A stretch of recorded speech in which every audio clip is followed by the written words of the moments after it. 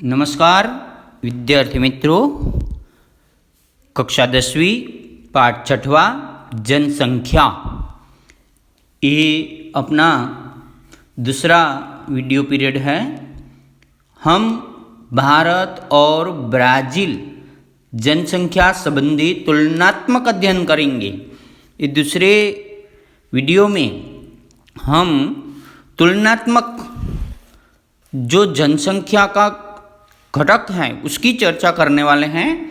तो पहले देखिए कि कुल जनसंख्या भारत और ब्राज़ील, तो भारत और ब्राज़ील में कितना फर्क है। तो 2011 की जनगणना के अनुसार 121 करोड़, ब्राज़ील 2010 की जनगणना के अनुसार सिर्फ 19 करोड़।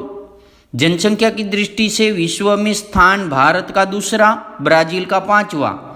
विश्व के कुल क्षेत्रफल में हिस्सा यानी अपनी भारतीय जमीन भूमि तो 2.41%, ब्राज़ील 5.6%, अपने से 2.5 गुना बढ़ा। विश्व की कुल जनसंख्या से में हिस्सा भारत का 17.5% और ब्राज़ील का 2.78%, बहुत ही कम। जनसंख्या का औसत घनत्व का मतलब ये होता है 2011 के अनुसार प्रति वर्ग 1 किलोमीटर में निवास करने वाली जनसंख्या तो 382 भारत में है और 2010 के अनुसार ब्राज़ील में सिर्फ 23 व्यक्ति प्रति वर्ग किलोमीटर में निवास करती हैं। दूसरा जो तुलनात्मक अभ्यास है वो देखेंगे तो हम देखिए यहाँ पर आप देख सकते हैं कि तुलनात्मक अभ्यास ये है कि लिंग अनुपात, यहाँ पर भारत और ब्राज़ील के वितरण जनसंख्या, तो ब्राज़ील में भी वितरण की जो मात्रा है, वितरण का मतलब ये होता है कि अलग अलग प्रदेशों में निवास करने वाली संख्या का घनत्व। ब्राज़ील जनसंख्या वितरण की दृष्टि से दक्षिण अमेरिका महाद्वीप में दूसरे स्थान पर है। दक्षिण अमेरिका महाद्वीप में, ये याद रखना, ब्राज़ील में जनसंख्या का वितरण असमान है, अपने देश में भी असमान है। कारण यह है भौगोलिक परिस्थिति, जैसे कि जनसंख्या वितरण की जानकारी के अनुसार जनसंख्या कौन से घटक पर असर करती है वितरण वाली जनसंख्या, तो ब्राज़ील में लगभग 300 मीटर चौड़ी पूर्व तट की पट्टी के प्रदेश में उपजाऊ जमीन तथा संसाधनों की उपलब्धता तथा कृषि और उद्योगों के विकास के कारण दक्षिण पूर्व पट्टी के भाग में जनसंख्या केंद्रीकरण हुई है। उसका मतलब क्या होता है? केंद्रीकरण, अटलांटिक महासागर के तटवर्ती प्रदेशों में जनसंख्या का केंद्रीकरण हुआ है। ऐसा कारण अगर पूछा गया तो यही घटक है कि वहाँ जो उपलब्धता है, जीवन जरूरी उपलब्धता, औद्योगिक और रहने योग्य अनुकूल वातावरण, तो ये थोड़े से आपको भौगोलिक परिभाषित शब्दों का उपयोग करके उत्तर लिखना चाहिए। मध्य स्वरूप का जनसंख्या, ये अधिक जनसंख्या वाले की बात हो गई। अब दूसरा मध्य स्वरूप का जनसंख्या वाला प्रदेश देखो, आप मानचित्र में 39 पेज पर आप देख सकते हैं अपने पाठ्य पुस्तक अथवा PDF में कि आपको ज़्यादा गहरा घट्टे आपको बिंदु बिंदु बताए। ये बिंदु पद्धति से दर्शाया गया मानचित्र है, जनसंख्या का मानचित्र, आप 9वीं में पढ़ के गए।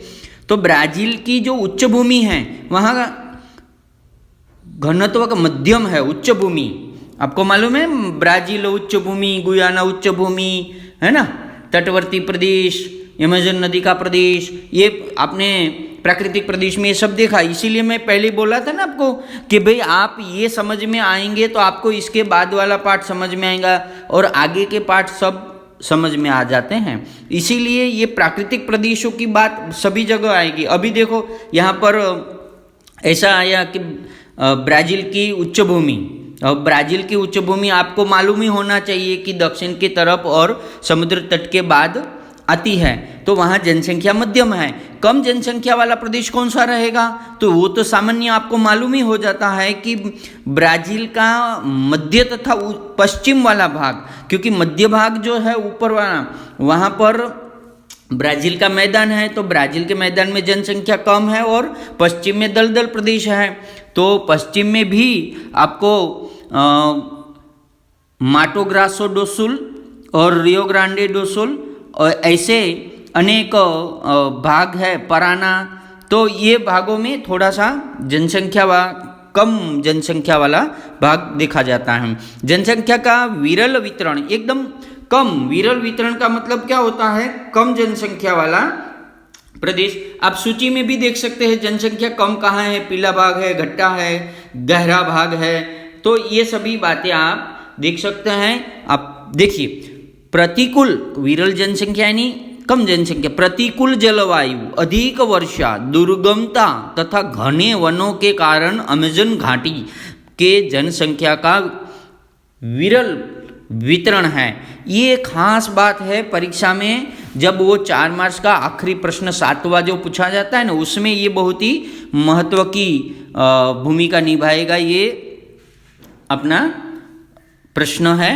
तो इसीलिए कि आपको मालूम ही होना चाहिए कि इसी प्रकार की औद्योगिकरण तथा अनुकूल जलवायु के कारण ब्राज़ील के पूर्व भाग और तटपट्टी में के भाग में लगभग 90% लोग रहते हैं, और ब्राज़ील के अमेज़न नदी की घाटी में केवल घुम्मकड़ जाति के लोग टोलियां बनाकर, घुम्मकड़ ये घूमना, एक जगह जाते फिर परिवर्तन होते, फिर दूसरी जगह जाते, फिर इस तरह से वो अस्थायी रहते हैं, यानी घूमते ही रहते हैं, उसको घुम्मकड़ ऐसे कहे जाते हैं।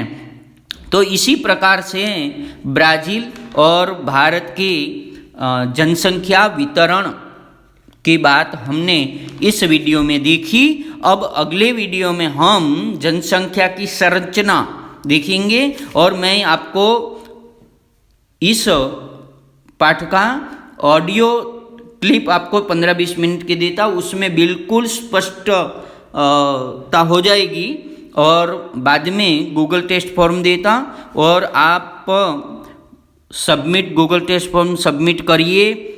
मेरी भूगोल की Arvind Hirpara Patel sir YouTube channel subscribe करिए, और आपको जो वीडियो देते हैं वहाँ लिंक ओपन करते हैं आप देखने के लिए, उसी समय आपको सब्सक्राइब रेड अक्षर से दिखेगा, उसको टच करना तो आपको नए वीडियो समय पर पहुँच जाता। और देखिए, पढ़िए, वीडियो देखिए, क्योंकि आपका अध्ययन कार्य इसी तरह ही चलेगा, क्योंकि अभी आपको परीक्षा अपना स्कूल के खुलना कब खुलेगा उसकी कोई विचार करना नहीं है, जब खुलेंगे तब जाएंगे। अपनी सुरक्षा प्रथम, अपनी तबीयत देखना जरूरी है, इसीलिए आप अपनी सुरक्षा रखिए, और अभ्यास हम देते रहें, वो करते रहिए, और पाठ्य पुस्तक पढ़ते रहिए, गूगल टेस्ट फॉर्म, और एक बार नहीं समझ में आए तो 2 बार देखिए, ठीक है।